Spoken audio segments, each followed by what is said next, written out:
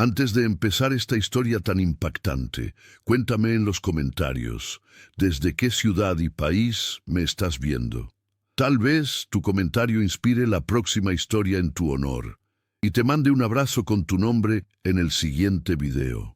No olvides dejar tu like también, eso nos ayuda un montón.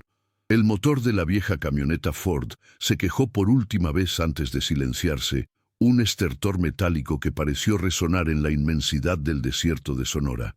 Me llamo Elena, o al menos, ese es el nombre que me di a mí misma cuando decidí que la mujer que había sido durante los últimos 40 años tenía que morir.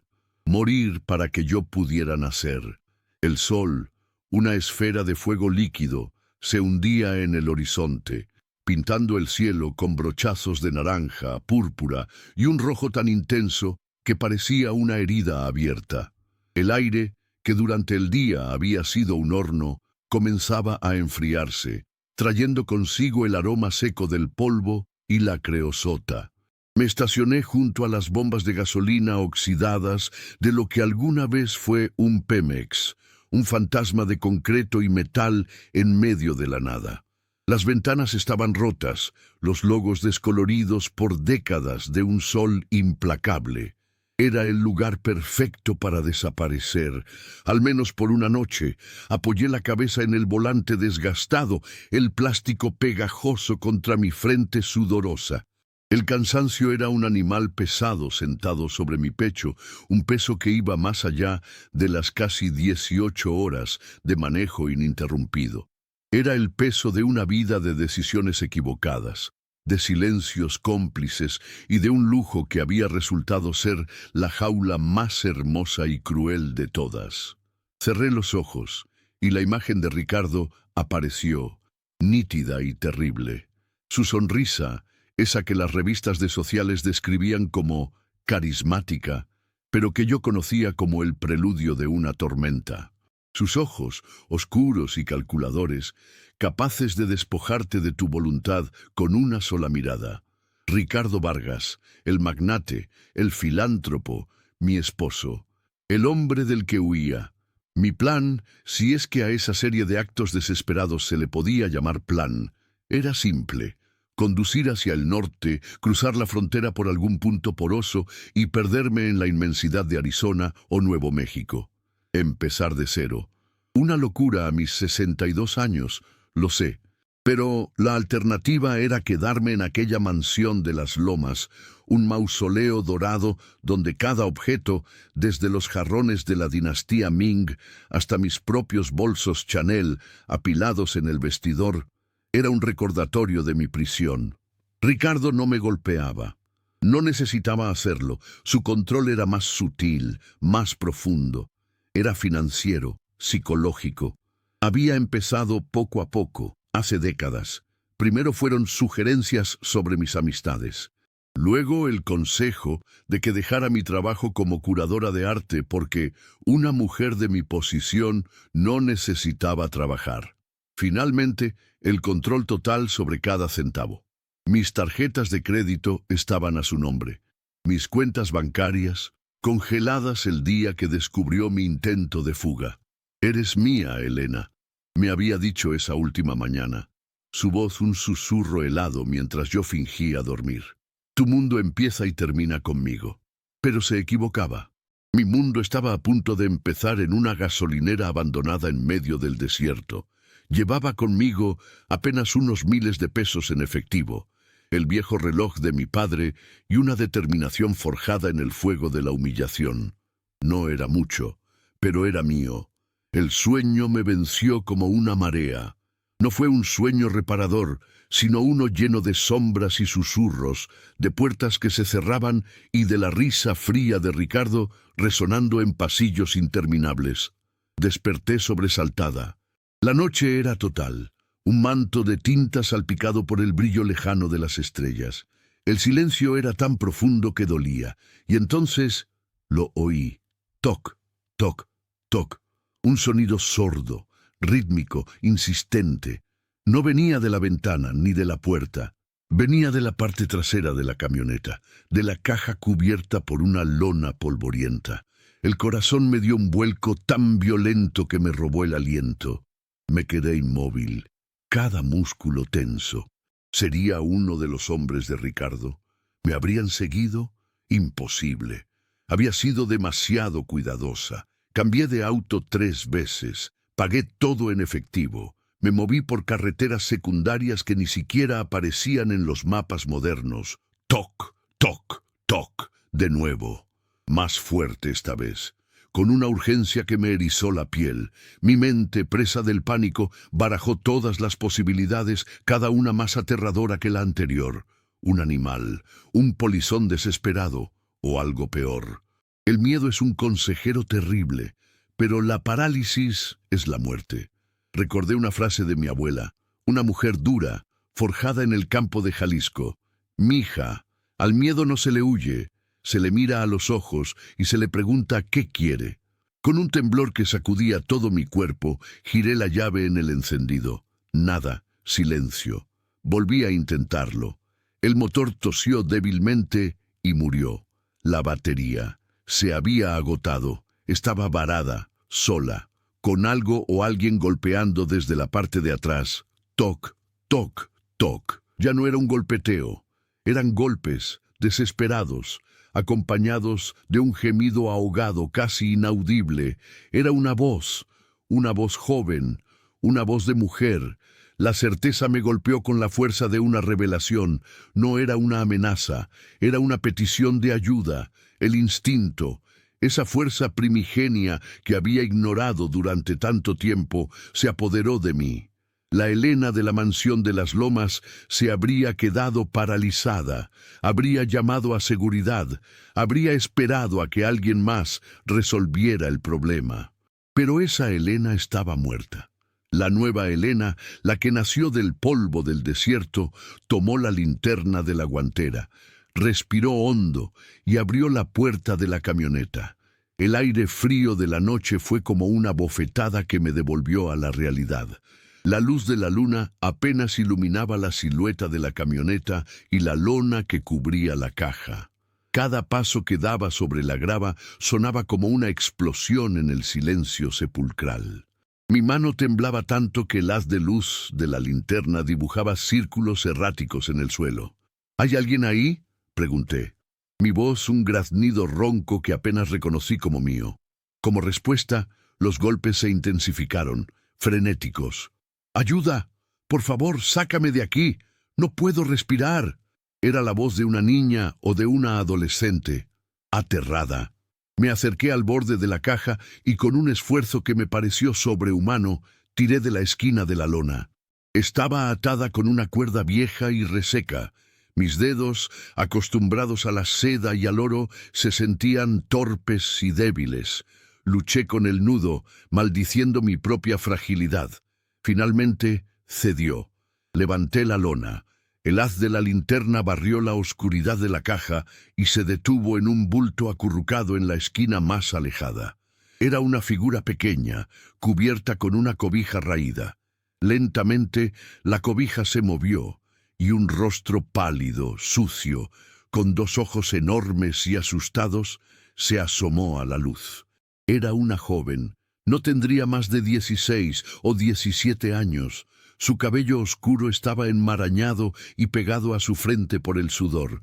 Llevaba una camiseta sencilla y unos jeans gastados, pero fueron sus ojos los que me atraparon. En ellos vi el mismo miedo que yo sentía, la misma desesperación y algo más, un destello de desafío. «¿Quién eres?», susurré, bajando un poco la linterna para no cegarla. Ella se incorporó, moviéndose con dificultad. ¿Dónde estamos?», preguntó, su voz temblorosa. «En medio de la nada, en Sonora», respondí, mi propia voz aún inestable. «¿Cómo llegaste aquí?». Ella tragó saliva, sus ojos moviéndose rápidamente, escaneando la oscuridad a nuestro alrededor. Me escondí, en la Ciudad de México. Vi la camioneta abierta en un estacionamiento. Necesitaba escapar. ¿Escapar de quién? La pregunta flotó en el aire frío entre nosotras. La joven bajó la mirada, sus manos retorciendo el borde de la cobija. Por un instante, Pensé que no respondería. Luego levantó la vista, y sus ojos se encontraron con los míos. Y en ese momento, en la desolación de una gasolinera abandonada bajo un cielo estrellado, mi mundo, que ya se había puesto de cabeza, giró sobre su eje una vez más. Porque en su rostro, en la línea de su mandíbula, en la forma de sus ojos, reconocí algo terriblemente familiar. Un eco genético que me Estoy heló la huyendo de sangre. mi Mi abuelo, dijo, y su voz se quebró al pronunciar el nombre. Ricardo Vargas. El nombre cayó en el silencio del desierto como una piedra en un pozo sin fondo. Ricardo Vargas, mi esposo, su abuelo.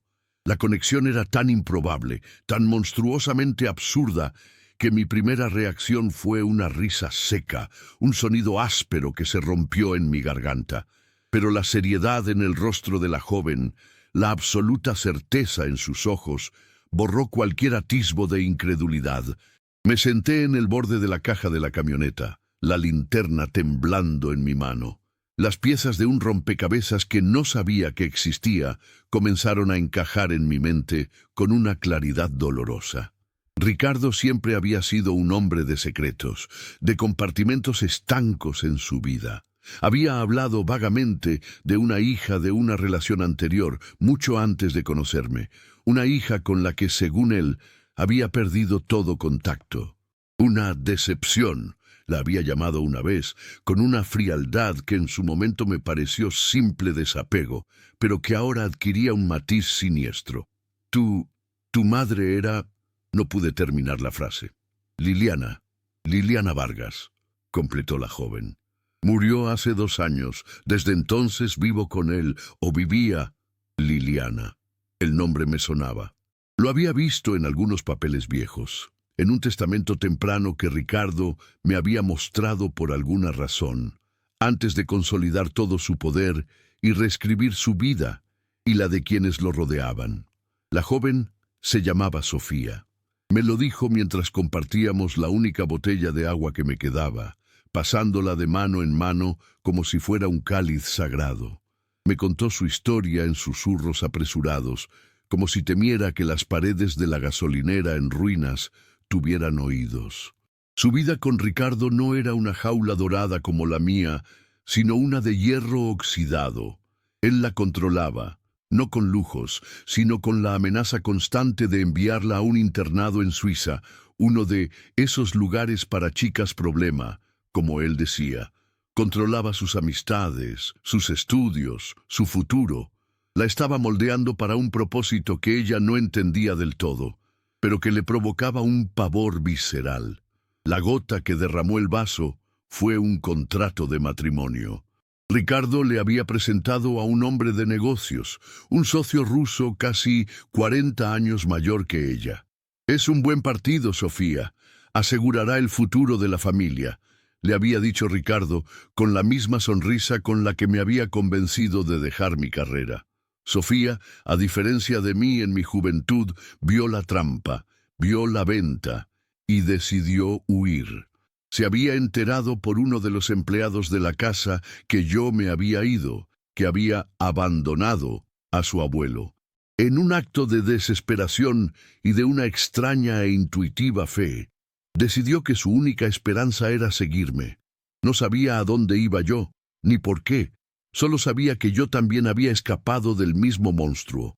Se coló en la parte trasera de la camioneta el día que la compré de segunda mano, en un lote de autos usados en la periferia de la ciudad, mientras yo firmaba los papeles. Había permanecido en silencio durante todo el viaje, aterrada de que la descubriera y la entregara. Solo cuando el silencio y la inmovilidad se prolongaron por horas, aquí en la gasolinera, el pánico a morir asfixiada o de sed la obligó a pedir ayuda. Escuchaba su relato y sentía una mezcla de horror y una extraña sensación de vindicación. No estaba loca. Mi opresión no había sido un producto de mi imaginación, una histeria femenina, como el médico de Ricardo, pagado por él, había sugerido una vez. Aquí estaba la prueba viviente, una nieta, una generación más joven, atrapada en la misma red. Éramos dos náufragos del mismo barco hundido, encontrándonos en una isla desierta. La revelación, sin embargo, no cambiaba nuestra situación inmediata.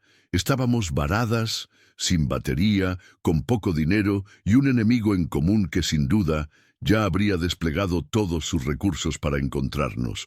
Ricardo no era un hombre que aceptara la derrota. Perder a su esposa y a su nieta en menos de 48 horas no era solo una afrenta personal. Era una grieta en la fachada de control y poder que había construido meticulosamente durante toda su vida. Y él odiaba las grietas. «Tenemos que pensar», dije, más para mí que para ella. La Elena de antes se habría derrumbado, habría llorado, pero la adversidad tiene una forma curiosa de destilar la esencia de una persona. O te rompe, o te convierte en acero. Y yo sentía cómo el acero se forjaba en mi alma. Recordé los libros de Napoleon Hill que mi padre me hacía leer de joven, esos que Ricardo ridiculizaba como literatura para pobres. Cada adversidad, cada fracaso, cada angustia, lleva consigo la semilla de un beneficio equivalente o mayor, decía Hill. ¿Cuál era la semilla aquí? ¿Cuál era el beneficio oculto en esta catástrofe? La semilla era Sofía. Mi huida solitaria era un acto de supervivencia. Pero juntas, nuestra huida se convertía en algo más. Se convertía en un acto de rebelión. «Él nos buscará», dijo Sofía, su voz apenas un hilo. «Sí», asentí, «pero no esperará que estemos juntas. Esa es nuestra primera ventaja. Creerá que son dos problemas separados, dos búsquedas. Eso divide sus recursos, aunque sean vastos». Me puse de pie y caminé por el área de la gasolinera, la grava crujiendo bajo mis zapatos. La mente, cuando se ve forzada, puede volverse increíblemente lúcida. El pánico inicial había dado paso a una fría y extraña calma. El primer paso era la supervivencia inmediata. Necesitábamos agua, comida y, sobre todo, una forma de movernos. La carretera estaba desierta.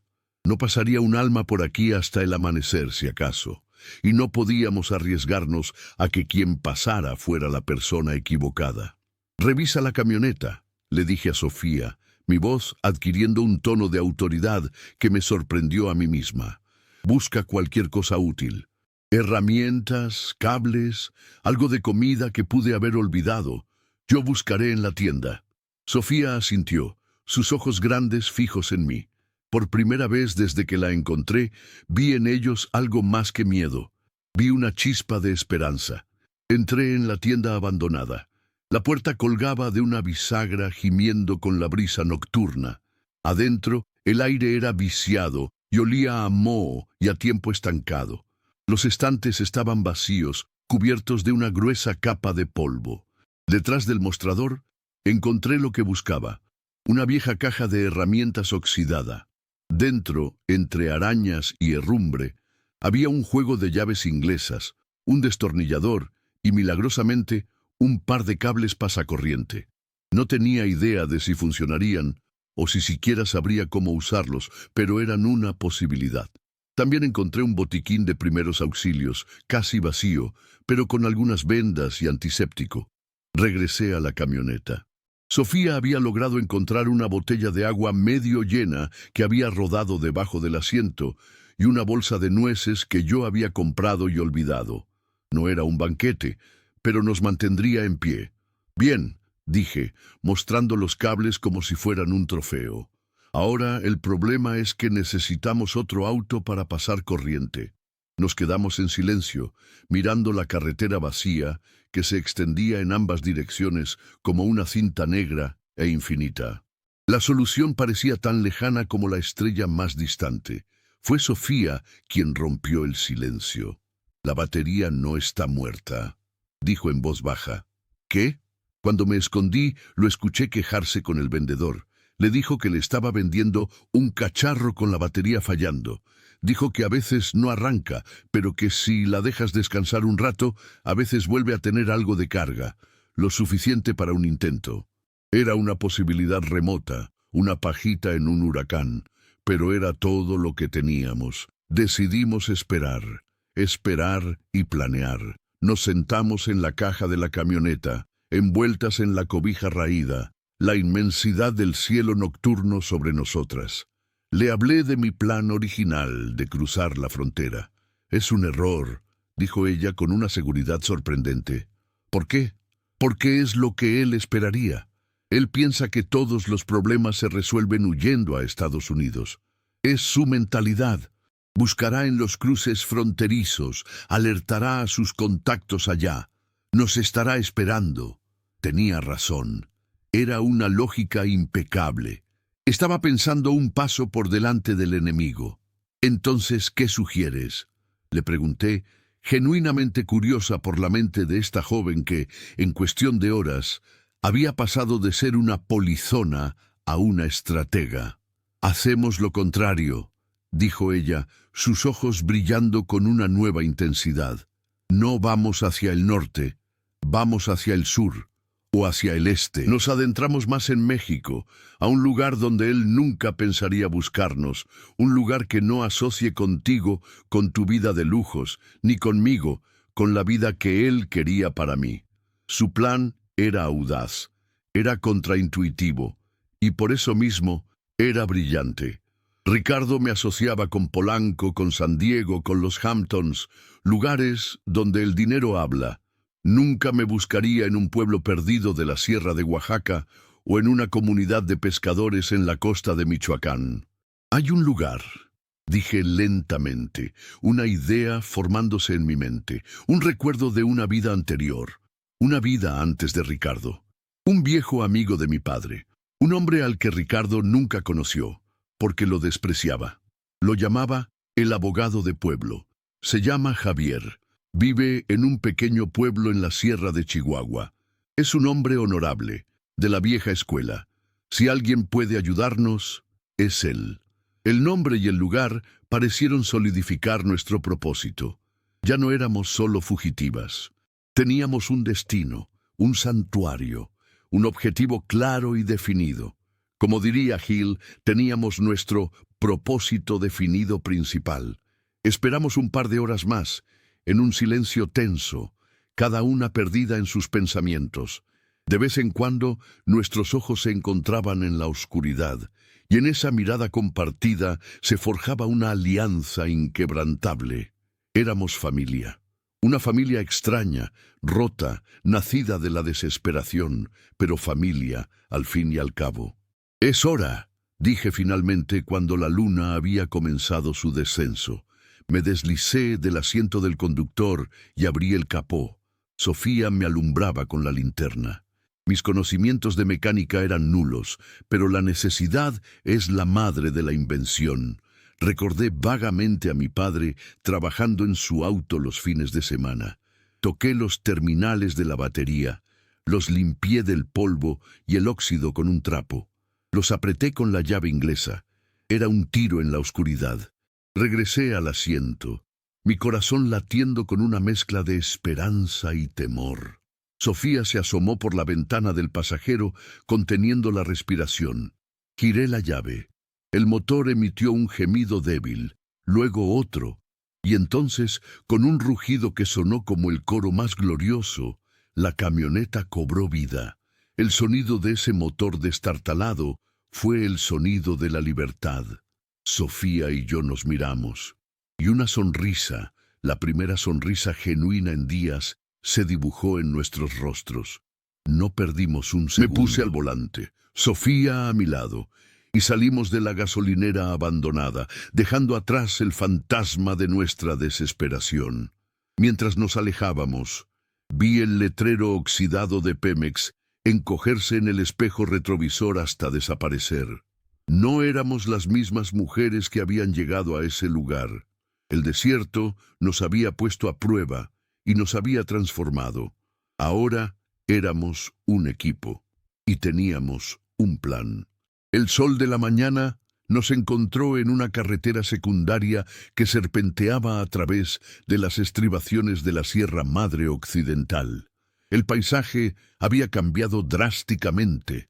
Las llanuras áridas del desierto habían dado paso a colinas cubiertas de matorrales, y pequeños cañones que cortaban la tierra como cicatrices.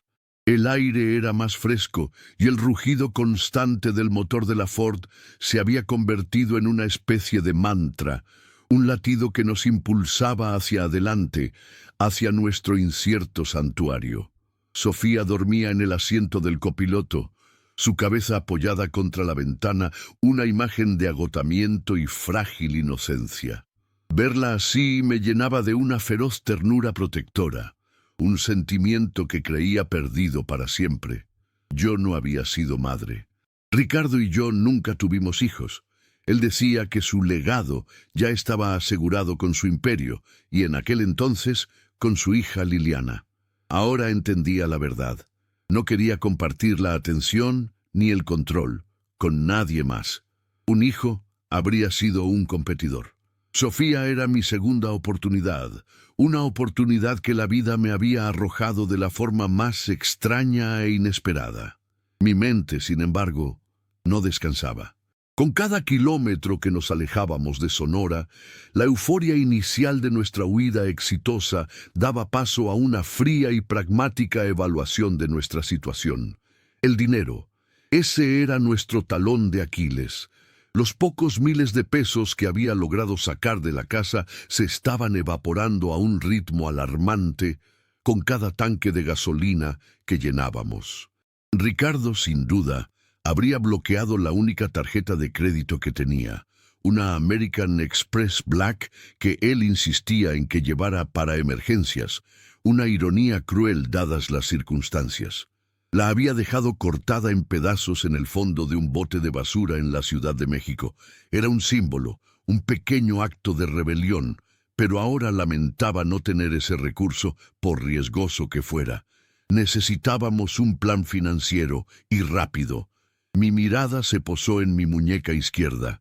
Allí, ceñido a mi piel, estaba el reloj de mi padre, un Patek Philippe de oro, modelo Calatrava, de los años 50. Era un reloj elegante, discreto, pero de un valor considerable. Mi padre no era un hombre rico, pero había sido un hombre de buen gusto. Ahorró durante años para comprarlo, no como una ostentación, sino como una apreciación de la artesanía y la permanencia. Era lo único que me quedaba de él, un ancla a un pasado más simple y feliz. Venderlo se sentía como una traición, como cortar el último hilo que me unía a mi verdadera identidad, la de Elena Ramírez, hija de un profesor de historia, antes de convertirme en Elena Vargas, el accesorio de un magnate. Pero la supervivencia exigía sacrificios. La lealtad a los vivos, a Sofía, tenía que prevalecer sobre la lealtad a los muertos. La decisión me dejó un sabor amargo en la boca, pero también una sensación de claridad. Era un paso necesario. «Tengo hambre», murmuró Sofía, despertando lentamente. Sus ojos parpadearon, adaptándose a la luz del día. «¿Dónde estamos?» «En algún lugar de Chihuahua», respondí, tratando de sonar más segura de lo que me sentía. «Pronto buscaremos un lugar para comer algo y estirar las piernas». Conduje durante otra hora, hasta que divisamos un pequeño pueblo anidado en un valle. No era más que una calle principal, una iglesia con el estuco desconchado y un puñado de casas de adobe. Un letrero de madera tallada, desgastado por el sol, anunciaba el nombre del lugar, San Miguel de las Cumbres. Parecía lo suficientemente anónimo y alejado de todo como para ser seguro.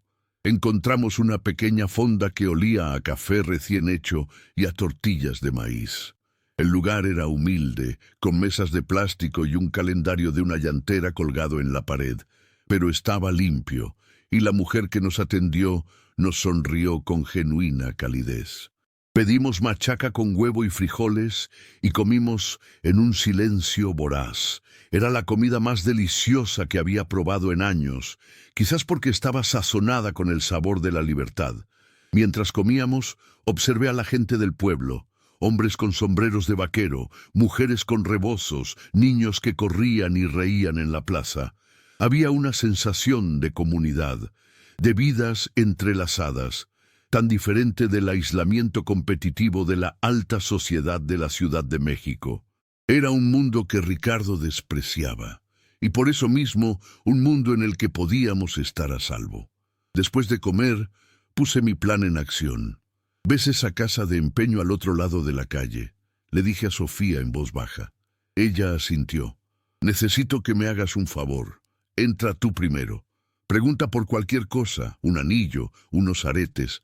Fíjate en el dueño, en si hay cámaras, en cómo es el ambiente. Sé discreta. Sofía me miró, comprendiendo de inmediato. A pesar de su juventud, tenía una inteligencia callejera, una intuición afilada por la necesidad de sobrevivir bajo el techo de Ricardo. Se levantó y cruzó la calle. La observé a través de la ventana de la fonda. Entró en la tienda con una naturalidad que me impresionó. Unos minutos más tarde salió y regresó a nuestra mesa. El dueño es un hombre mayor, parece cansado. No hay cámaras a la vista, solo un espejo grande y viejo en una esquina. Había una mujer vendiendo una licuadora. Le dio muy poco, pero fue respetuoso, informó, su voz precisa y sin emociones. Era mi turno. Me quité el reloj. El oro se sentía cálido contra mi piel. Lo sostuve en mi palma por un momento, un último adiós silencioso a mi padre. Luego lo guardé en mi bolsillo y caminé hacia la casa de empeño. El interior olía a metal viejo y a papel. El hombre detrás del mostrador, tal como Sofía lo había descrito, era mayor, con lentes gruesos y manos manchadas de tinta. Me miró por encima de sus gafas, su expresión neutral. Saqué el reloj y lo puse sobre el mostrador de vidrio, encima de un paño de terciopelo raído. Quisiera empeñar esto, dije, mi voz firme. Él lo tomó con una delicadeza sorprendente. Abrió la parte trasera con una pequeña herramienta y examinó el mecanismo con una lupa de joyero. El silencio se alargó. Yo esperaba una oferta baja, un intento de aprovecharse de mi evidente necesidad. «Es un buen reloj», dijo finalmente sin levantar la vista. «Calatrava, ¿verdad? De los buenos tiempos». Asentí, sorprendida por su conocimiento. Era de mi padre. Levantó la vista y me miró directamente a los ojos. Su mirada no era la de un tiburón, sino la de alguien que había visto muchas historias de desesperación pasar por su mostrador. «Te daré 40,000 pesos por él», dijo. Era una fracción de su valor real, lo sabía. Pero era mucho más de lo que esperaba obtener en un lugar como este. Era suficiente para la gasolina, para la comida, para un par de noches en un motel decente si fuera necesario. Suficiente para llegar a donde Javier. «Pero no te lo compro», continuó confundiendo mi alivio. «Te lo empeño. Te daré un recibo. Tienes 6 meses para volver por él. Un reloj como este no debería perderse en una familia». Su gesto de decencia, de inesperada humanidad en medio de mi desesperada situación, casi me hizo llorar.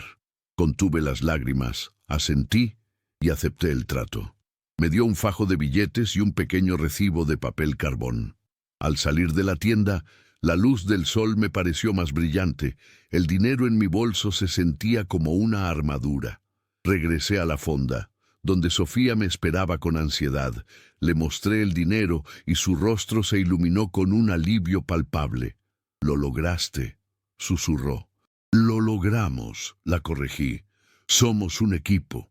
Pagamos la cuenta dejando una generosa propina a la amable dueña y regresamos a la camioneta. Nos sentíamos renovadas, con un nuevo sentido de propósito. Habíamos enfrentado nuestro primer gran obstáculo y lo habíamos superado. Fue entonces cuando lo vi. Un auto negro, un sedán de lujo con vidrios polarizados, estacionado al final de la calle principal, cerca de la salida del pueblo. No era un auto que perteneciera a este lugar. Era el tipo de auto que usan los hombres que trabajan para Ricardo. Mi corazón se congeló. «¿Qué pasa?», preguntó Sofía, notando mi repentina tensión. «No te muevas, no mires», le dije en un susurro urgente. «Sube a la camioneta despacio, con naturalidad. No corras». Mis manos temblaban mientras buscaba las llaves en mi bolso. ¿Era paranoia? ¿O era mi peor miedo hecho realidad? No podíamos arriesgarnos. Subimos a la camioneta, cerrando las puertas con un cuidado extremo para no hacer ruido.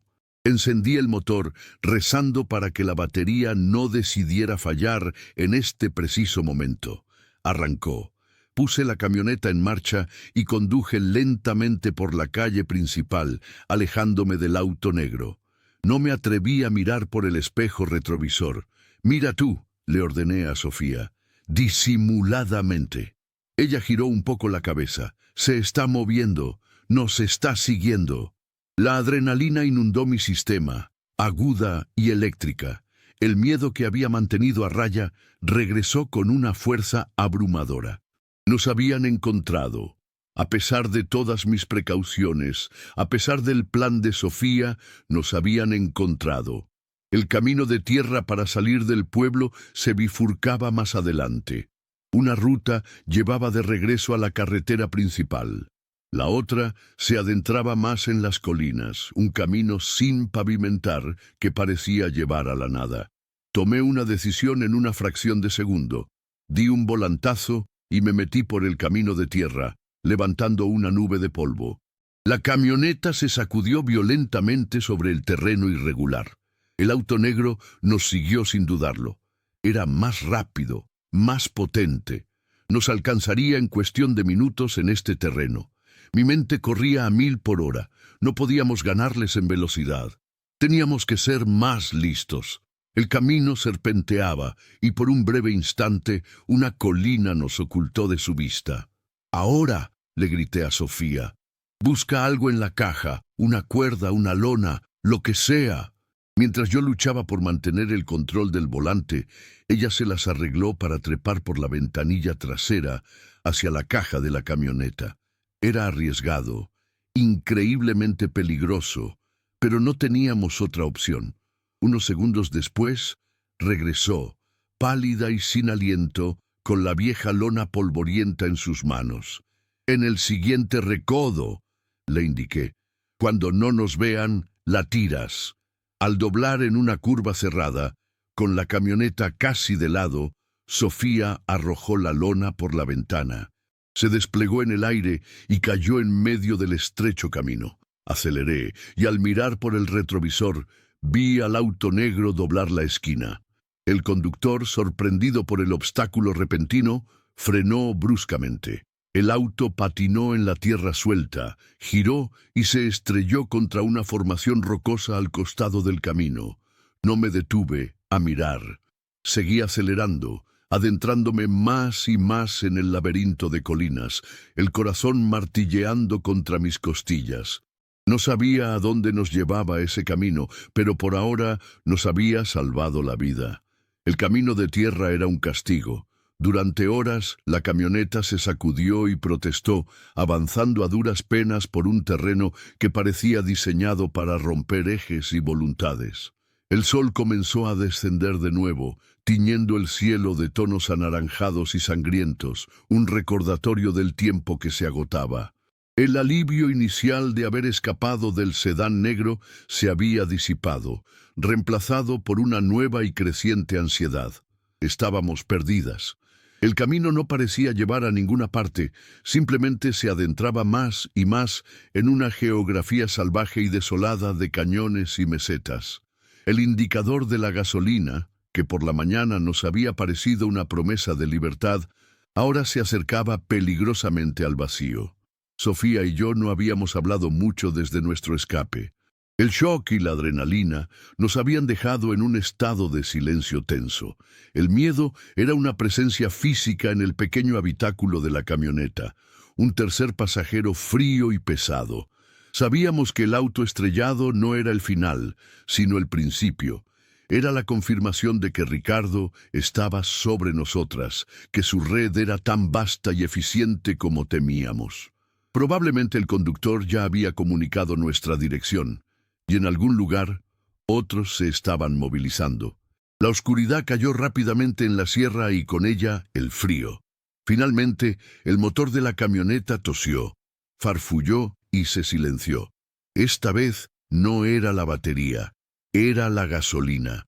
Estábamos varadas de nuevo, pero esta vez en un lugar mucho más remoto y peligroso que la gasolinera abandonada. El silencio que nos envolvió era diferente al del desierto. Estaba lleno de los sonidos de la noche de la sierra, el ulular de un búho, el canto de los grillos, el susurro del viento entre los pinos y los robles. Sonidos que deberían ser pacíficos, pero que a nuestros oídos de fugitivas sonaban como amenazas. «Lo siento», susurré en la oscuridad, la culpa pesando sobre mí. «Te he metido en esto. Debería haber pensado mejor las cosas».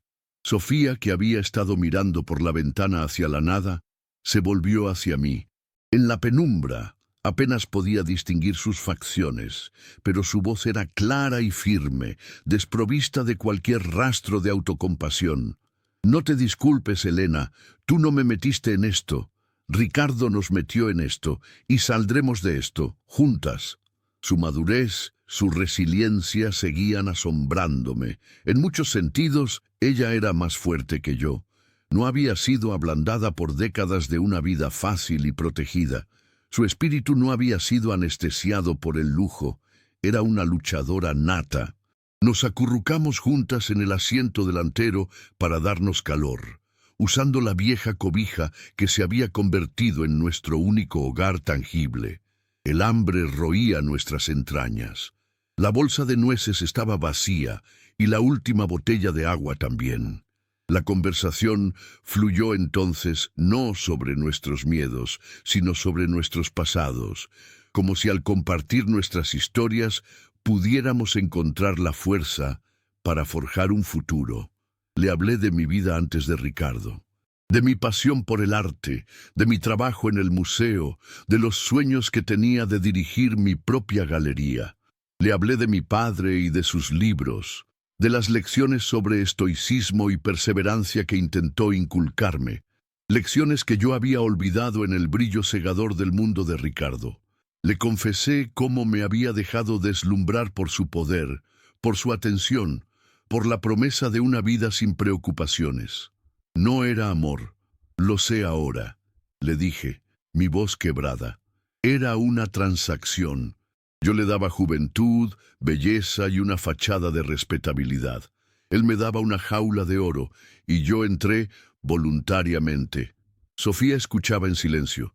Su presencia era un consuelo. Luego, ella me habló de su madre, Liliana. No la recordaba como la decepción que Ricardo describía, sino como una mujer vibrante y creativa que amaba la fotografía. Me contó que su madre había intentado escapar del control de Ricardo varias veces, pero él siempre la encontraba y la traía de vuelta, no con violencia, sino con manipulación emocional y financiera, cortándole el acceso a su propia herencia, la que le había dejado su abuela materna. Él la rompió poco a poco, dijo Sofía, su voz llena de una tristeza antigua. La convenció de que no podía sobrevivir sin él. Cuando murió, el médico dijo que fue un aneurisma, pero yo sé que murió de tristeza. En sus palabras oí el eco de mi propia vida. El patrón de Ricardo era siempre el mismo: aislar, controlar, quebrar. La historia de Liliana fue una advertencia y una lección. No podíamos permitir que nos hiciera lo mismo.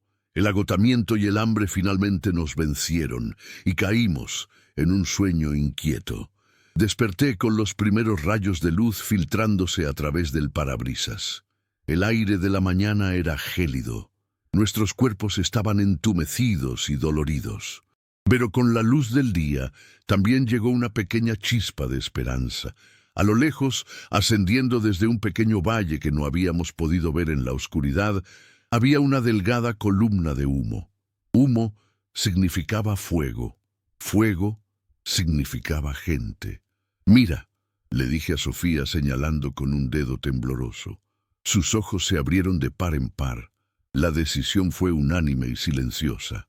Teníamos que llegar allí. Dejamos la camioneta, nuestra fiel pero ahora inútil compañera, y empezamos a caminar. La caminata fue brutal. Nuestros zapatos no eran adecuados para el terreno rocoso. Cada paso era un esfuerzo. pero la columna de humo era un faro que nos impulsaba a seguir adelante. Después de lo que pareció una eternidad, llegamos al borde del valle. Abajo, acurrucada junto a un pequeño arroyo, había una diminuta comunidad. No era un pueblo, sino un rancho, o más bien un conjunto de unas pocas casas de adobe y madera. Vimos a un hombre partiendo leña y a una mujer tendiendo ropa. La columna de humo provenía de la chimenea de la casa más grande. Nos miramos. Acercarnos a extraños era un riesgo. Podían ser hostiles, o peor aún, podrían tener una forma de comunicarse con el exterior y delatarnos sin querer. Pero la alternativa era morir de hambre y sed en la sierra. Decidimos arriesgarnos. Bajamos por la ladera, tratando de parecer lo menos amenazantes posible. El hombre que partía leña fue el primero en vernos. Dejó caer el hacha y nos miró con recelo, su mano yendo instintivamente a la cintura, donde probablemente llevaba un machete o un cuchillo. Una mujer salió de la casa, secándose las manos en el delantal. Tenía el rostro surcado de arrugas y unos ojos oscuros y penetrantes que parecían leer el alma. «Buenos días», dije, mi voz ronca. Nos hemos perdido. Nuestro auto se quedó sin gasolina». La mujer nos examinó de arriba abajo, su mirada deteniéndose en nuestras ropas sucias y nuestros rostros exhaustos. No dijo nada durante un largo momento. Luego, simplemente, hizo un gesto con la cabeza hacia la casa. «Anden, el café está listo».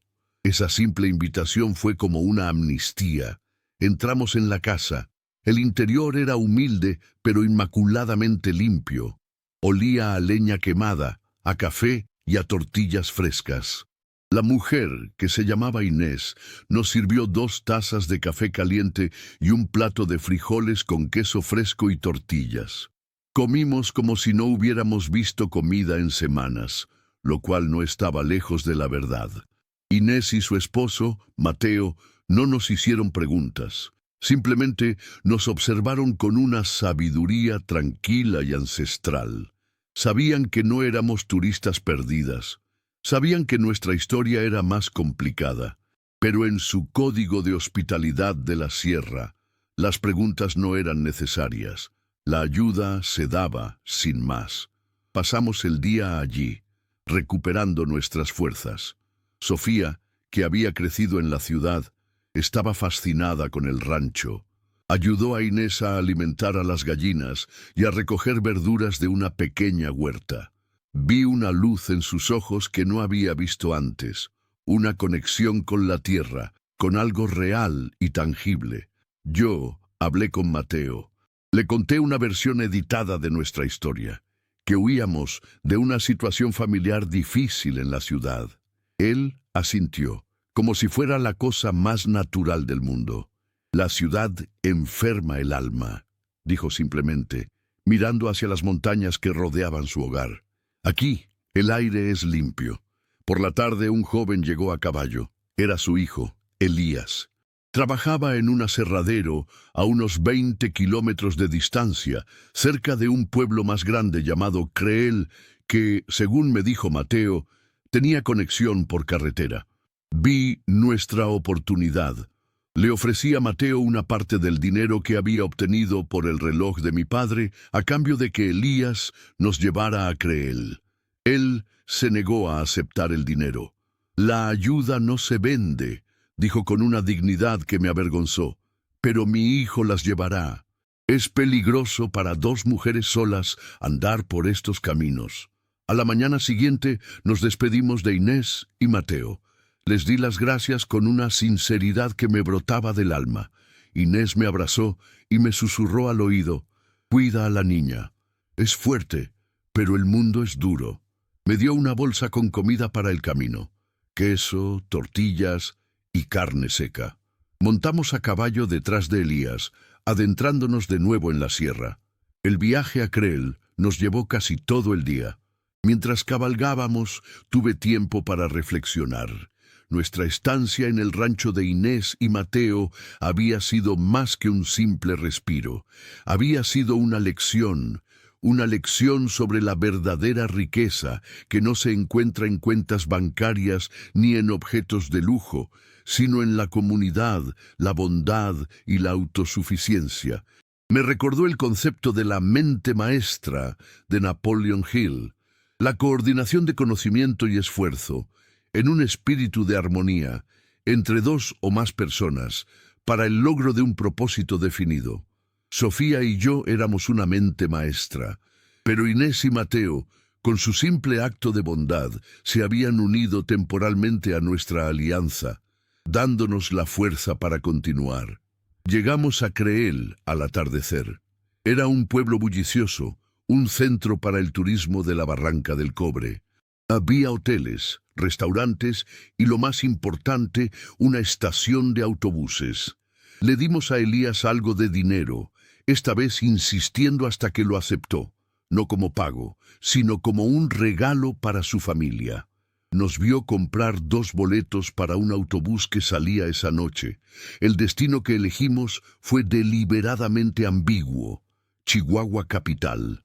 Desde allí podríamos tomar otro autobús a casi cualquier parte del país. El pueblo donde vivía Javier, nuestro abogado amigo, no estaba lejos de allí, pero no nos arriesgaríamos a tomar una ruta directa. Nos moveríamos en zigzag, borrando nuestro rastro. Mientras esperábamos en la terminal, una sensación de logro y esperanza nos invadió. Habíamos sobrevivido al desierto, al acoso, a quedarnos varadas en la sierra. Habíamos transformado un reloj de lujo en supervivencia y la desesperación en un plan. Nos estábamos volviendo más fuertes, más astutas. Nos estábamos convirtiendo en las mujeres que necesitábamos ser para ganar esta guerra. El autobús llegó, un vehículo viejo y ruidoso. Subimos y encontramos nuestros asientos. Mientras el autobús salía de Creel y se adentraba en la noche, apoyé mi cabeza en la ventana fría y miré a Sofía. Ella me sonrió, una sonrisa cansada pero llena de determinación. Sabíamos que el camino por delante todavía era largo y peligroso, pero por primera vez sentí que no solo estábamos huyendo, estábamos cazando. Y nuestro objetivo final no era solo la seguridad, sino la justicia. Llegar a la ciudad de Chihuahua fue como emerger de un mundo a otro. Después de días en la austeridad del desierto y la sierra, el ruido, las luces y el caos del tráfico de una capital de estado eran un asalto a los sentidos. Nos registramos en un pequeño hotel del centro, sin lujos pero limpio, pagando en efectivo por 2 noches. La sensación de una ducha caliente y una cama de verdad era un lujo que superaba cualquier suite en el Four Seasons que Ricardo solía reservar. Esa primera noche dormimos un sueño profundo y sin pesadillas, el sueño de los exhaustos que han ganado un respiro temporal. A la mañana siguiente me desperté con una claridad mental que no había sentido en días. La primera fase de nuestro plan, la huida y la supervivencia, había concluido. Ahora comenzaba la segunda fase, contactar a Javier y convertir nuestra defensa en un ataque. Javier Altamirano. No lo había visto en más de 20 años. Era el mejor amigo de mi padre, casi un hermano. Crecieron juntos en un barrio de clase trabajadora de la Ciudad de México. Mientras mi padre se dedicó a la academia, Javier estudió Derecho y se convirtió en un defensor de las causas justas, un abogado del pueblo, como lo llamaba con desdén Ricardo. Después de la muerte de mi padre, perdí el contacto con él. Mi nueva vida, la vida de la señora Vargas, no tenía espacio para amistades que me recordaran mis orígenes humildes. Ricardo se había encargado de eso, sutilmente, creando una distancia, olvidando pasar mensajes, programando eventos sociales el día que Javier planeaba visitarme. Ahora era mi único faro de esperanza. Encontré su nombre en una guía telefónica local que conseguí en la recepción del hotel. Altamirano y Asociados. Su oficina estaba en un edificio modesto a unas cuantas cuadras de distancia. La idea de volver a verlo me llenaba de una mezcla de esperanza y vergüenza. vergüenza por haberlo abandonado, por haber permitido que mi amistad con él se marchitara. «Voy a ir sola», le dije a Sofía. «Es mejor que no te expongas. Quédate aquí, cierra la puerta con llave y no le abras a nadie». Ella asintió, su rostro serio. «Ten cuidado, Elena». Caminé por las calles de Chihuahua, sintiéndome como una extraña en mi propio país. La mujer que caminaba por esa acera no era la misma que había organizado cenas de gala para embajadores y directores ejecutivos. Esa mujer se habría movido en un auto con chofer. Sus pies nunca habrían tocado el pavimento público. Esta nueva Elena se sentía más real, más viva. El edificio de Javier era exactamente como lo había imaginado, viejo, digno y sin pretensiones. Subí por una escalera de mármol gastado hasta el segundo piso. La puerta de roble oscuro tenía una pequeña placa de latón que decía su nombre. Respiré hondo y toqué. Una secretaria de mediana edad, amable y eficiente, me hizo pasar a una sala de espera llena de libros de derecho. Unos minutos después, la puerta del despacho se abrió, y allí estaba él. Javier había envejecido. Su cabello, antes negro y espeso, ahora era una elegante mata de color plata. Llevaba gafas y tenía las mismas arrugas de preocupación y concentración alrededor de los ojos que recordaba de mi padre. Pero su sonrisa, cuando me reconoció, fue la misma, cálida, genuina, un poco triste. «Elena», dijo, su voz un murmullo de incredulidad. «Por Dios, Elena, pasa, pasa». Su despacho era un santuario de madera oscura, cuero y el olor a papel viejo, libros por todas partes. Un retrato de mi padre estaba en un lugar de honor sobre su escritorio. Al verlo, un nudo se formó en mi garganta. Nos sentamos, y durante un momento el silencio fue denso, cargado con el peso de los años y las palabras no dichas. «Javier, yo...» empecé, pero él levantó una mano. «No digas nada, Elena. No tienes que explicarme por qué no llamaste. Lo sé, o mejor dicho, lo conozco a él». Me sirvió un vaso de agua, y con la calma y la paciencia de un confesor, me escuchó. Le conté todo. La huida, la gasolinera, el descubrimiento de Sofía, la persecución, el dinero del reloj. No omití nada, ni siquiera mi propia cobardía y complacencia durante tantos años. Cuando terminé, Javier se reclinó en su silla, sus dedos entrelazados sobre su regazo. Su rostro era una máscara de profunda seriedad. Sabía que Ricardo era un hombre controlador y despiadado en los negocios. Dijo lentamente: «Nunca imaginé que llegara a tanto en su vida personal, aunque quizás debía haberlo hecho. El poder absoluto corrompe absolutamente. Necesito tu ayuda, Javier», le dije, mi voz temblando por primera vez. «No sé qué hacer. Él tiene todo el poder, todo el dinero. Tiene a la policía, a los jueces en su bolsillo. Somos dos mujeres solas contra un imperio». Javier se levantó y caminó hacia la ventana mirando hacia la calle. «Lo que me pides es peligroso, Elena, muy peligroso. Ricardo Vargas no es un enemigo cualquiera. Investigarlo, enfrentarlo, podría destruir mi carrera. Podría ponerme en riesgo a mí y a mi familia». Mi corazón se hundió. El miedo en su voz era real. Había esperado que fuera mi caballero de brillante armadura, pero él también era un hombre, con sus propias vulnerabilidades y miedos. El largo brazo de Ricardo llegaba más lejos de lo que había imaginado. Vi mi última esperanza desvanecerse. «Lo entiendo», dije, poniéndome de pie, mi cuerpo sintiéndose pesado y derrotado. «Siento haberte molestado. No debí haber venido». «No he dicho que no te ayudaré», dijo él, girándose para enfrentarme. Su expresión había cambiado. El miedo seguía allí, pero había sido superado por algo más fuerte: la determinación. «Le debía a tu padre más de lo que jamás podré pagar. Él creía en la justicia por encima de todo, y lo que Ricardo te ha hecho a ti y a esa niña es la peor de las injusticias. Sería un cobarde si te diera la espalda». El alivio fue tan intenso que tuve que volver a sentarme. Pero no podemos enfrentarlo de frente, continuó, su mente de abogado ya trabajando, analizando ángulos y estrategias. Como bien dices, él controla el sistema. Una demanda por divorcio, una denuncia por secuestro. La enterraría en papeleo y corrupción. Tenemos que ser más listos. Necesitamos palanca. Algo que él no pueda controlar. Algo que lo aterrorice más que perder dinero. ¿Y qué es eso?, pregunté. La única cosa que un hombre como él no puede comprar, la verdad, expuesta a la luz pública. Necesitamos encontrar sus trapos sucios, Elena, no los pequeños, no las evasiones de impuestos que sus contadores pueden arreglar. Necesito el esqueleto grande y feo en su armario. Un fraude masivo, sobornos a altos funcionarios, lavado de dinero. Algo tan grande que ni todo su poder pueda contenerlo.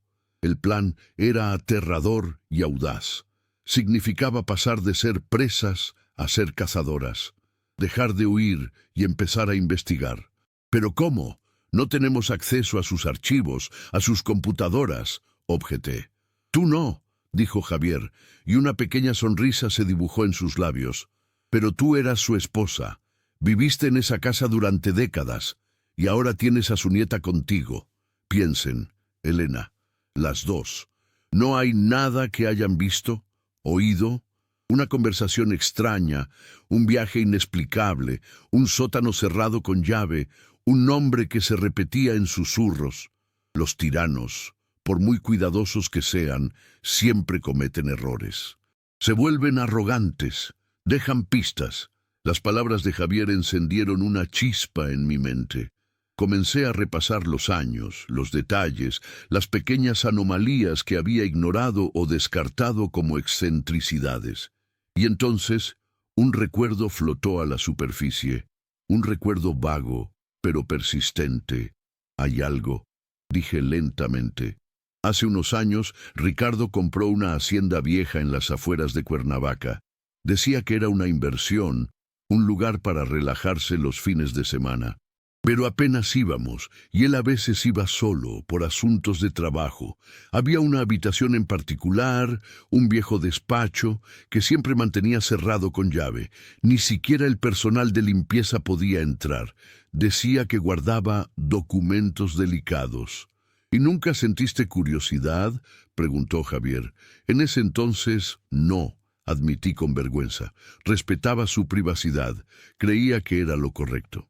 «Y Sofía», continuó Javier, ¿hay algo que ella pueda saber? ¿Algo que su madre le haya contado? La mención de Liliana me hizo pensar en la historia de Sofía. Había algo que había dicho, algo que en ese momento me pareció secundario. Sofía mencionó que su madre era fotógrafa, recordé, y que Ricardo controlaba su herencia. Quizás Liliana documentó algo. Quizás hay fotos, negativos. La teoría era descabellada, basada en conjeturas y recuerdos fragmentados. Pero era un hilo del que tirar. Nuestra mente maestra se había expandido. Ahora éramos tres. Yo, con mi conocimiento íntimo del mundo de Ricardo. Sofía, con su conexión con el pasado de Liliana. Y Javier, con su mente estratégica y legal. «Bien», dijo Javier, su voz resonando con una nueva energía. «Este es el plan. Ustedes dos se quedarán aquí en Chihuahua por un tiempo. Necesitan desaparecer del radar por completo. Les conseguiré un lugar seguro, un pequeño apartamento alquilado bajo otro nombre. Mientras tanto, yo empezaré a mover mis hilos, discretamente. Tengo contactos, viejos amigos en periodismo, en la fiscalía, gente honesta que todavía queda. Empezaré a hacer preguntas sobre las empresas de Ricardo, sobre esa hacienda en Cuernavaca. ¿Y nosotras qué hacemos?, pregunté. Ustedes trabajan juntas, hablan, reconstruyen cada recuerdo. Cada detalle, por insignificante que parezca, puede ser la clave. Sofía debe tratar de recordar todo lo que su madre pudo haberle dicho o mostrado.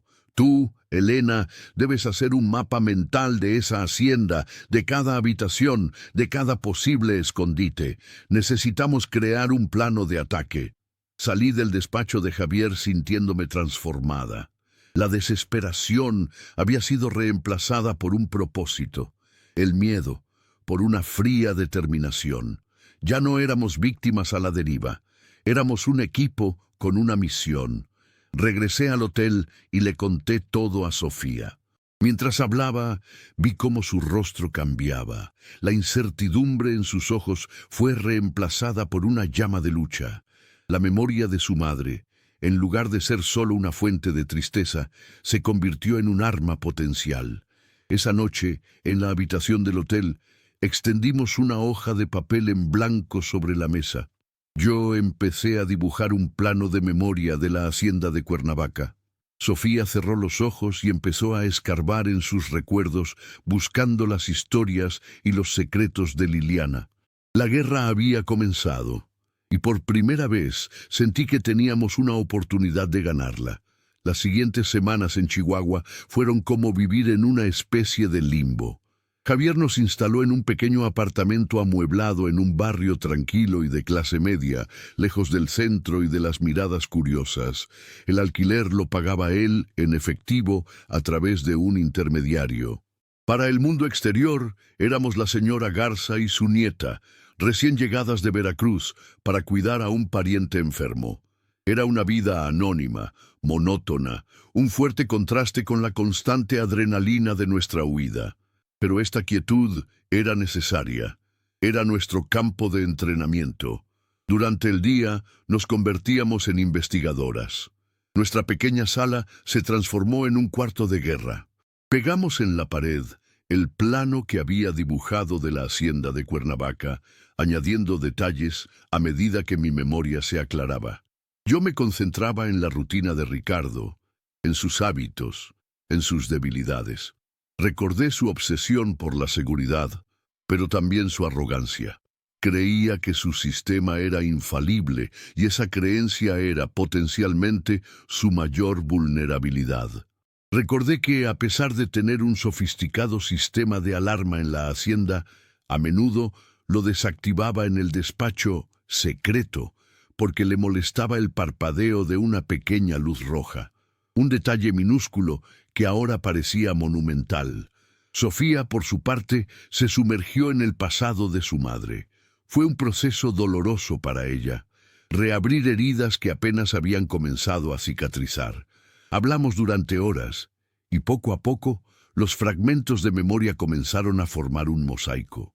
Recordó que su madre tenía una vieja caja de sombreros, una caja de la marca de lujo francesa Hermès, que guardaba con celo. Ricardo creía que contenía viejas cartas de amor o recuerdos sentimentales sin valor. Pero Liliana siempre le decía a Sofía: «Aquí está mi seguro de vida, mi amor. Aquí está mi verdad». Liliana había muerto repentinamente. La caja, supuso Sofía, probablemente seguía en el fondo de algún armario en la mansión de las Lomas, el lugar al que nunca podríamos volver.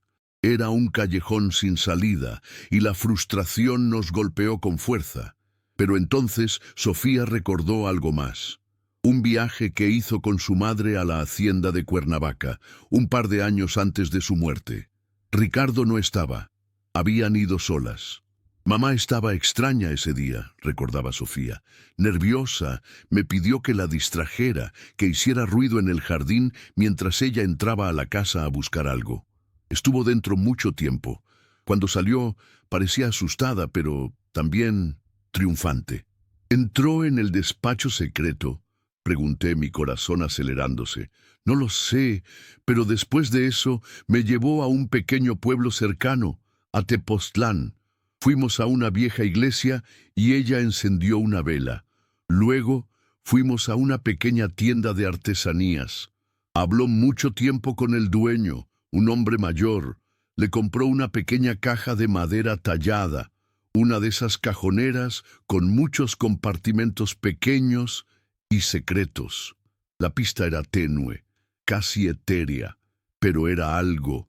Javier, a quien manteníamos informado a través de llamadas esporádicas desde teléfonos públicos, se aferró a ella. Un artesano en Tepoztlán. Una caja de madera con compartimentos secretos. Podría no ser nada, o podría ser todo, nos dijo. Podría ser donde Liliana escondió lo que sea que encontró en ese despacho. Mientras Sofía y yo trabajábamos en nuestra investigación de memoria, Javier hacía la suya en el mundo real. Con una discreción de topo, empezó a tirar de los hilos del imperio de Ricardo. A través de un viejo amigo periodista, consiguió informes financieros. A través de un contacto en la unidad de inteligencia financiera, empezó a rastrear flujos de dinero. Lo que descubrió fue un laberinto de empresas fantasma, paraísos fiscales y transacciones inexplicables. Ricardo no solo evadía impuestos, estaba moviendo cantidades masivas de dinero de origen dudoso. Había indicios de lavado de dinero, probablemente para cárteles o políticos corruptos. Es más grande y más sucio de lo que imaginaba, nos confesó Javier en una llamada. El problema es que todo está perfectamente estructurado. Sus abogados son genios del mal. Necesitamos la prueba irrefutable, la pistola humeante, y sospecho que esa pistola está en ese despacho o en esa cajita de madera. La quietud de nuestra vida en Chihuahua se rompió una tarde. Yo había salido a comprar víveres al mercado local. Al volver, vi a un hombre parado en la esquina opuesta a nuestro edificio. No estaba haciendo nada, solo mirando. Pero había algo en su postura, en la forma en que sus ojos barrían la calle, que me activó todas las alarmas. Llevaba ropa casual, pero tenía el corte de pelo y la complexión de un militar o un policía. Podía ser una coincidencia, o podía ser que el círculo se estuviera cerrando. Entré en el edificio por la puerta trasera y subí corriendo por las escaleras. Encontré a Sofía mirando por la ventana, con el rostro pálido. «Lleva ahí media hora», susurró. Nuestro santuario había sido violado. No sabíamos cómo, pero nos habían encontrado. Quizás el rastro del reloj empeñado, quizás un error que habíamos cometido sin darnos cuenta. El pánico amenazó con abrumarme, pero la disciplina de las últimas semanas se impuso. «Empaca», le dije con calma. «Solo lo esencial. Tenemos 5 minutos». Llamé a Javier desde el teléfono de un vecino, pretextando una emergencia. Le expliqué la situación en frases cortas y codificadas. «Plan B», dijo él sin dudarlo. «Vayan al punto de encuentro que acordamos. Ahora». El punto de encuentro era una vieja misión en las afueras de la ciudad.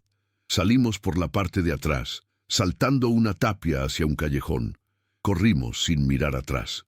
Cada sirena que oíamos a lo lejos nos hacía saltar.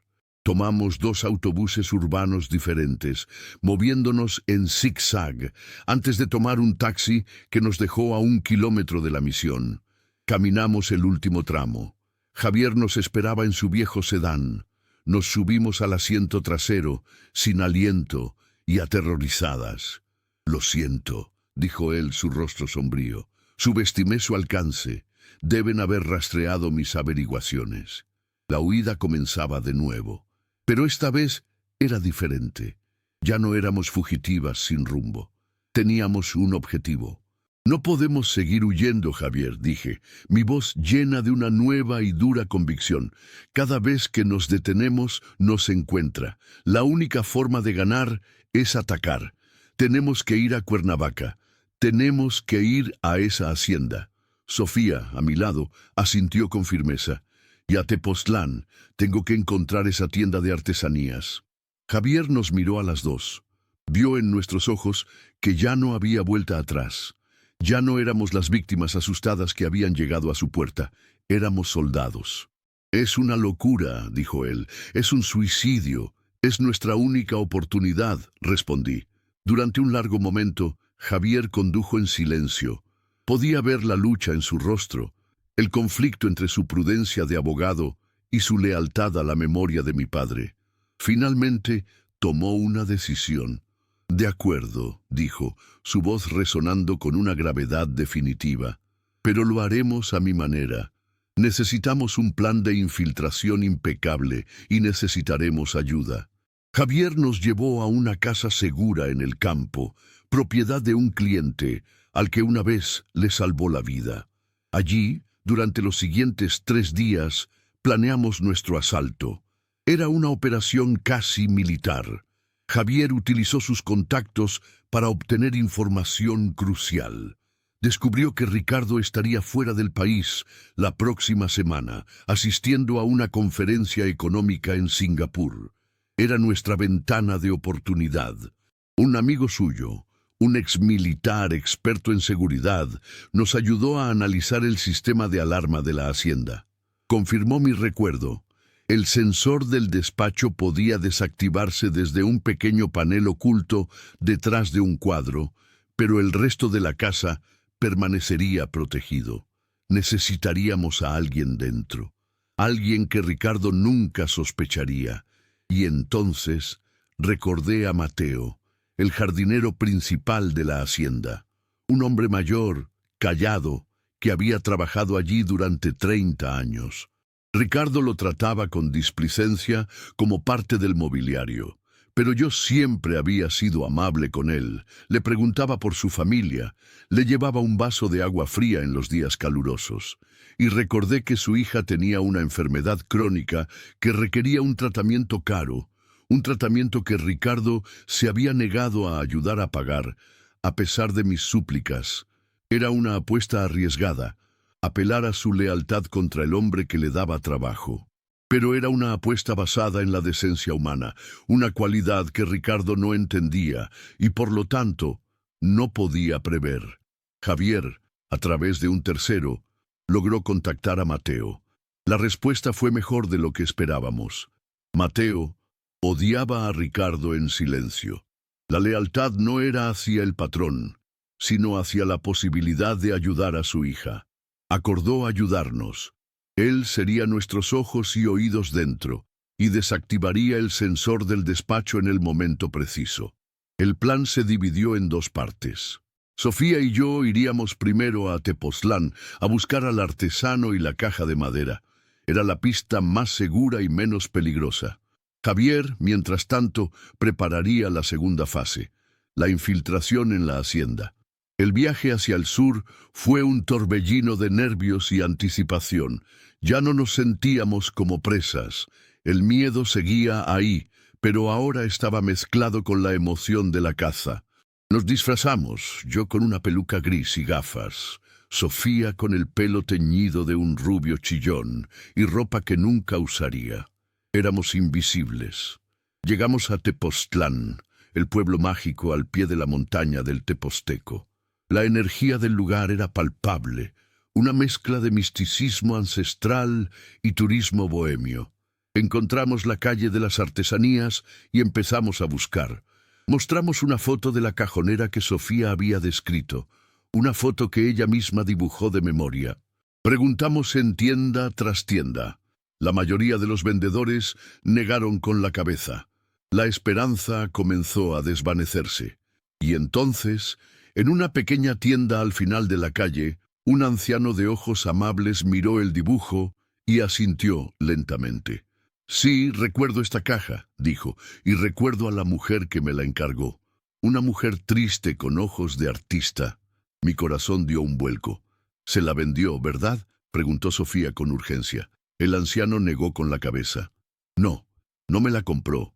Me pidió que se la guardara. Dijo que volvería por ella, o que alguien vendría en su nombre». Nos llevó a la trastienda, un taller polvoriento lleno de herramientas y el olor a madera y copal. De un estante alto bajó una caja envuelta en un paño. Era ella. La abrió y dentro, en uno de los compartimentos secretos, había una pequeña llave y un sobre. En el sobre, con la caligrafía elegante de Liliana, había una sola frase: «Para la verdad, busca en el origen». Y debajo, una serie de números.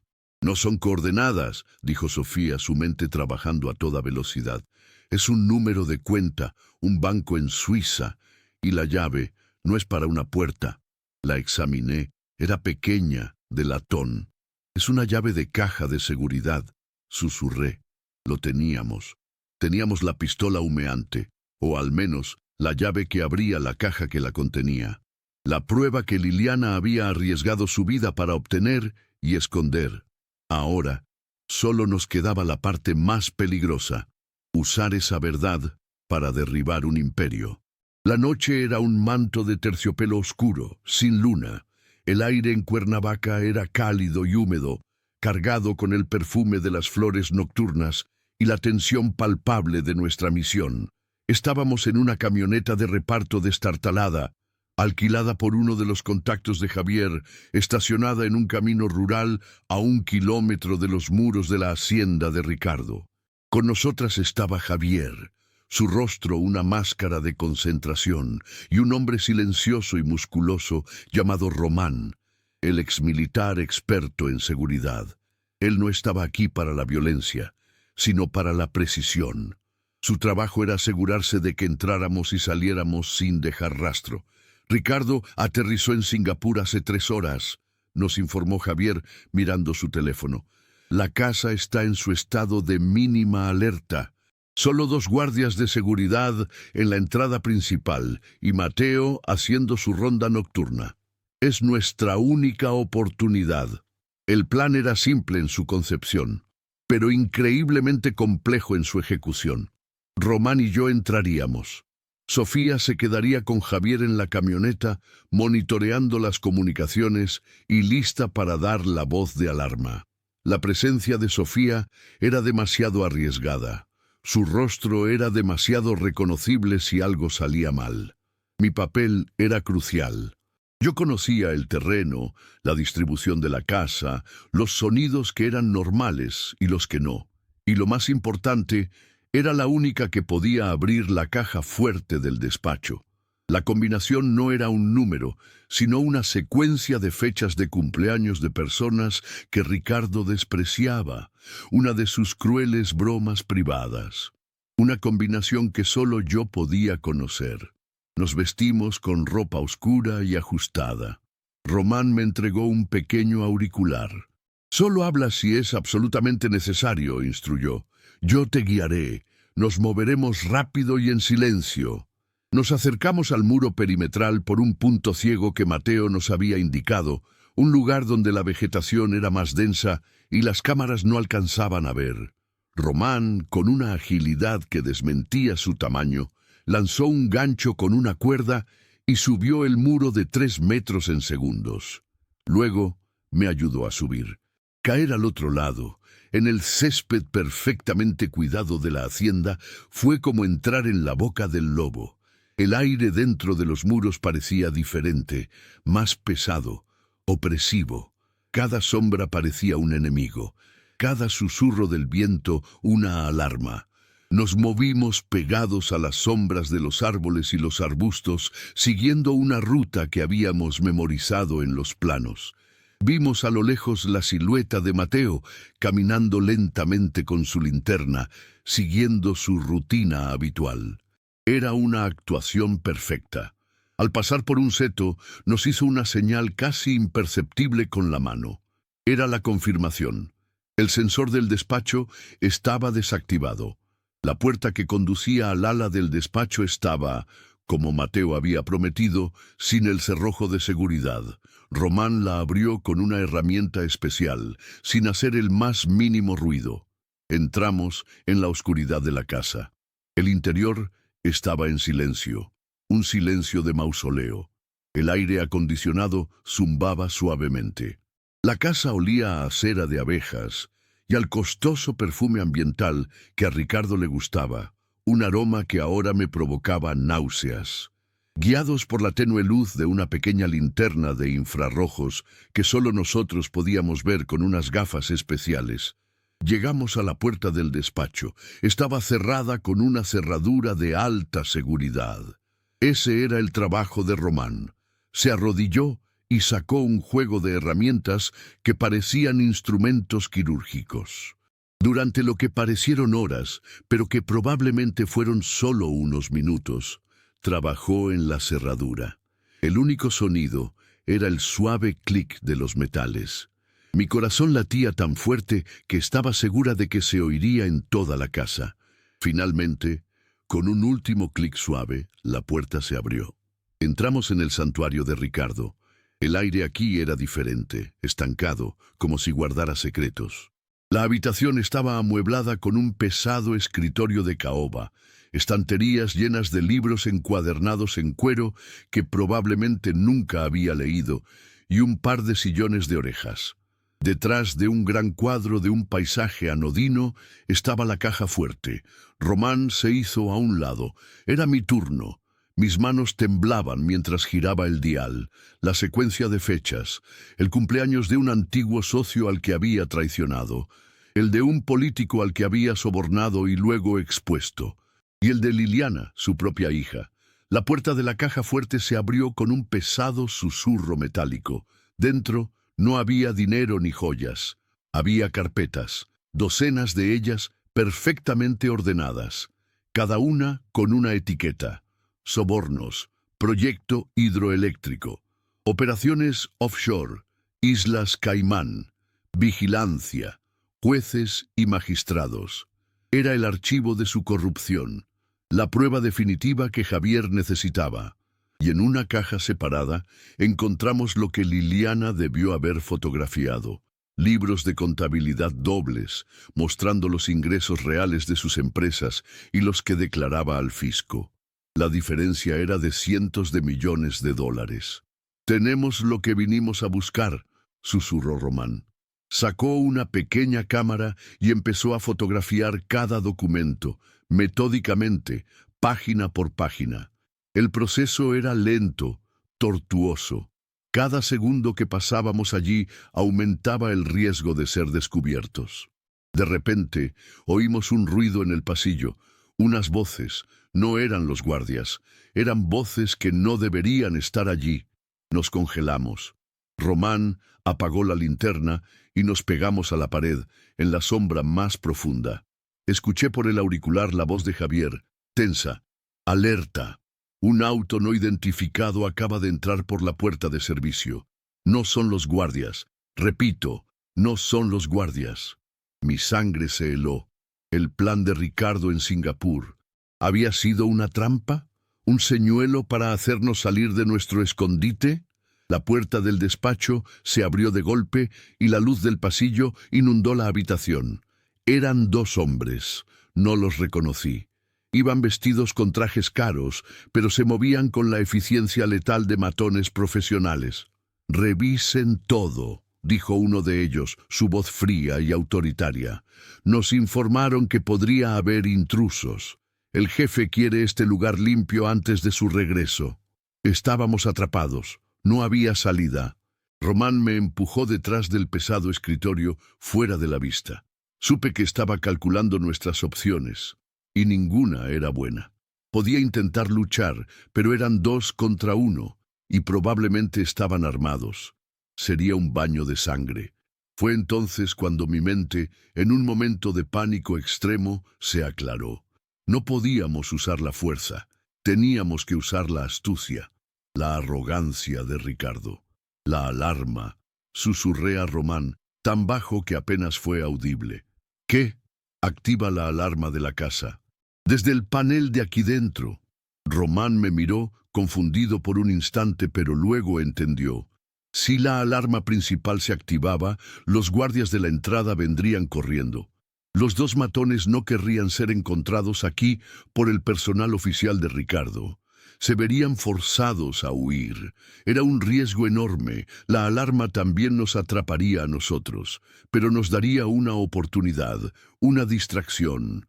Román se deslizó como una sombra hacia el panel que estaba junto a la puerta, oculto por la oscuridad. Mientras los 2 hombres empezaban a revisar las estanterías, Román activó el interruptor. Un sonido ensordecedor llenó la casa. Luces rojas parpadearon. Los 2 hombres se sobresaltaron, maldiciendo. «¡Vámonos!», gritó uno. «¡Alguien nos tendió una trampa!». Salieron corriendo del despacho justo cuando oíamos los pasos apresurados de los guardias de seguridad acercándose por el pasillo. Era nuestro momento. «¡Ahora!», gritó Román. Salimos del despacho y corrimos en dirección opuesta, hacia una puerta de servicio que daba al jardín trasero, una ruta de escape que habíamos planeado para el peor de los casos. La alarma seguía sonando, un caos de ruido y luces. Saltamos por una ventana baja y corrimos a través del jardín, la hierba mojada por el rocío. Oímos gritos detrás de nosotras, el sonido de los guardias descubriendo la puerta y la caja fuerte abiertas. Llegamos al muro perimetral. Román me ayudó a subir y luego saltó él. Corrimos por el camino rural, nuestros pulmones ardiendo. La camioneta de Javier apareció de la nada, con las puertas abiertas. Saltamos adentro, y Javier aceleró, las llantas chirriando sobre la tierra. Estábamos a salvo, sucios, sin aliento, aterrorizados, pero a salvo, y en la pequeña cámara de Román teníamos un imperio. «Lo lograron», dijo Sofía desde el asiento del copiloto, su voz una mezcla de asombro y alivio. Me volví para mirarla, y luego a Javier. En sus rostros vi el reflejo de mi propia emoción. No era solo alivio, era triunfo. Habíamos entrado en la guarida del dragón y habíamos salido con su tesoro.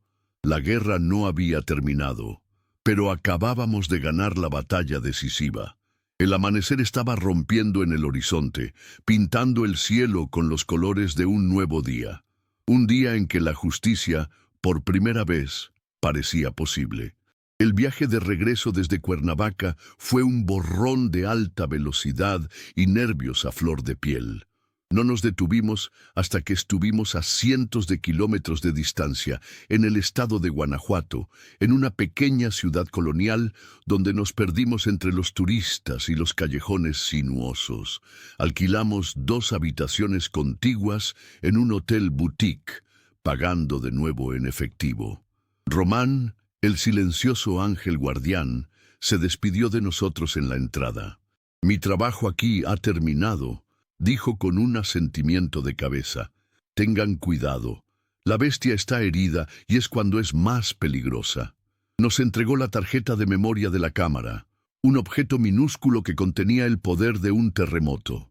Verlo desaparecer entre la multitud fue un recordatorio de que ahora el siguiente paso dependía enteramente de nosotros.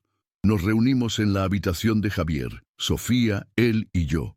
El aire estaba cargado de una electricidad expectante.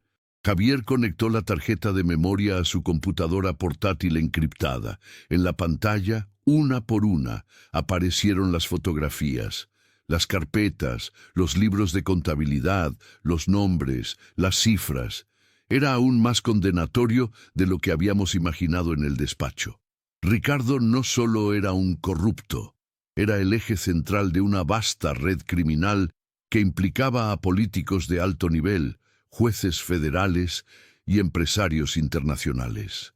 El fraude fiscal era solo la punta del iceberg. Estaba metido en el tráfico de influencias, el lavado de dinero a una escala masiva y la extorsión. Había pruebas de que había financiado campañas políticas a cambio de contratos gubernamentales multimillonarios. Había grabaciones de conversaciones comprometedoras y listas de pagos a paraísos fiscales. Y, lo más escalofriante, encontramos una carpeta con el nombre de Liliana. Dentro no había documentos financieros, sino informes de vigilancia. Ricardo la había estado espiando durante años. Había fotos de ella reuniéndose con amigos, transcripciones de sus llamadas telefónicas, informes de detectives privados detallando cada uno de sus movimientos. Él sabía que ella sospechaba algo, sabía que estaba investigando, y la fecha del último informe era 2 días antes de su muerte. No había una confesión, no había una orden directa, pero la implicación era clara y heladora. Ricardo no solo la había quebrado emocionalmente, la había acorralado hasta la muerte. Quizás el aneurisma no había sido tan natural después de todo. Ver la vida de su madre diseccionada de esa manera fue devastador para Sofía. Se derrumbó en mis brazos, sollozando, no solo por la pérdida, sino por la monstruosa traición. La abracé fuerte, mi propio corazón lleno de una furia fría y un dolor profundo por la hija que nunca conocí y la nieta que ahora era mi todo. Esto lo cambia todo, dijo Javier en voz baja, su rostro pálido. Esto ya no es un caso de fraude. Esto es potencialmente un homicidio, o como mínimo una inducción al suicidio. Tenemos que ser extremadamente cuidadosos con la forma en que usamos esta información. Pasamos las siguientes 48 horas sin dormir, analizando el material, organizándolo, creando una narrativa coherente de la criminalidad de Ricardo. Javier trabajaba como un general preparando su batalla final. Dividió la información en 3 paquetes. El primer paquete, que contenía las pruebas del fraude fiscal y el lavado de dinero, iría a un contacto que tenía en una unidad de élite de la Secretaría de Hacienda, una de las pocas personas en el gobierno que sabía que era incorruptible. El segundo paquete, con los detalles de los sobornos a políticos y jueces, se lo entregaría a un periodista de investigación de renombre internacional, alguien cuya reputación lo protegería de las amenazas de Ricardo. La publicación de la historia en un medio extranjero crearía una presión que el gobierno mexicano no podría ignorar. El tercer paquete, el más delicado, el que contenía la información sobre la vigilancia a Liliana y la llave de la caja de seguridad suiza, lo guardaríamos como nuestro seguro de vida, nuestra opción nuclear. Una vez que movamos la primera pieza, no habrá vuelta atrás, nos advirtió Javier. Ricardo desatará el infierno. Intentará desacreditarnos, destruirnos. Usará todo su poder para silenciarnos. Debemos estar preparadas. Decidimos que Sofía y yo debíamos salir del país, no a Estados Unidos, donde Ricardo tenía una inmensa influencia y contactos. Javier sugirió Canadá. Tenía un colega en Toronto que podía ayudarnos a solicitar asilo político, basándonos en la persecución y el peligro inminente.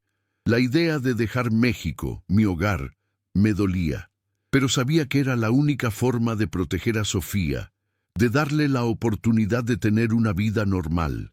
Mientras Javier hacía los arreglos, utilizando canales seguros y encriptados, Sofía y yo tuvimos nuestra conversación más importante. Nos sentamos en el balcón de nuestra habitación, mirando los techos de terracota de la ciudad.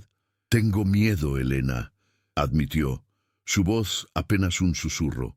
«No de él, sino de lo que viene después. ¿Qué haremos?